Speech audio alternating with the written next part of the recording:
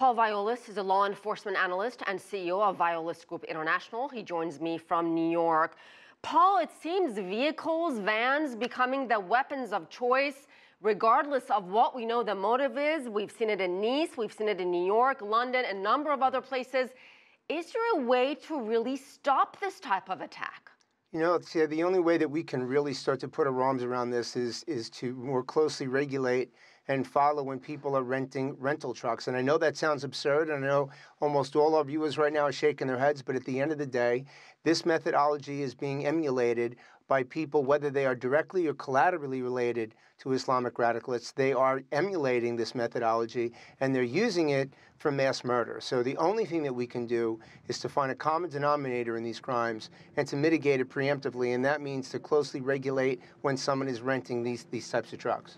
Paul, are you surprised not a single shot was fired as this suspect was apprehended?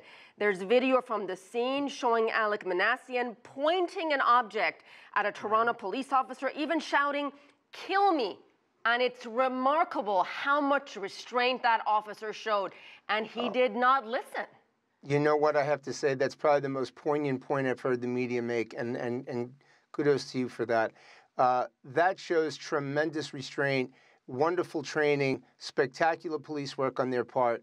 To be in that type of situation and to show that type of self-discipline, understanding that this individual was truly not looking to fire, but to be fired upon. He was looking for suicide by cop. The police officer in Toronto recognized that and used the proper restraint. This individual had no desire to live through this scenario. He was looking to take lives and then hopefully have his own taken.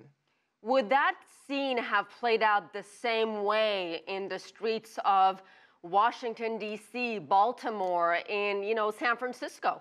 Highly unlikely, I can tell you that. And that's not a mark against the police in any one of those cities.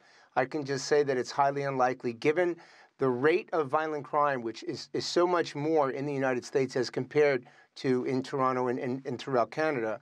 And the amount of situations that police officers are faced with that type of life and death situation, that's going to prompt a different response. And the use of force matrix, or the manner in which police officers are permitted to use force contingent on the force that's being directed at them in the United States, is different in Canada. So it's highly unlikely that somebody would have stepped down on that one. But again, kudos to the officer in Toronto.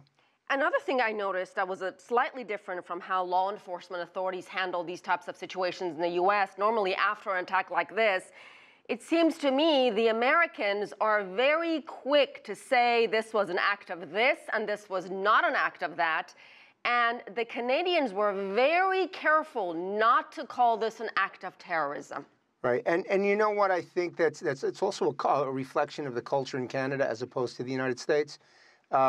And Canadian officials are going to be much more judicious when it comes to placing some type of label on a crime of this particular nature. And again, I think it reflects on the culture of the country. They just simply don't want to openly address and concede to the fact that a terrorist attack took place there. However you're defining that terrorist attack. What we do know at this point is, regardless of whether there was a direct or a collateral tie to some form of Islamic radicalism, we know that the act itself was emulated from Islamic radicalists' methodology. That much we do know.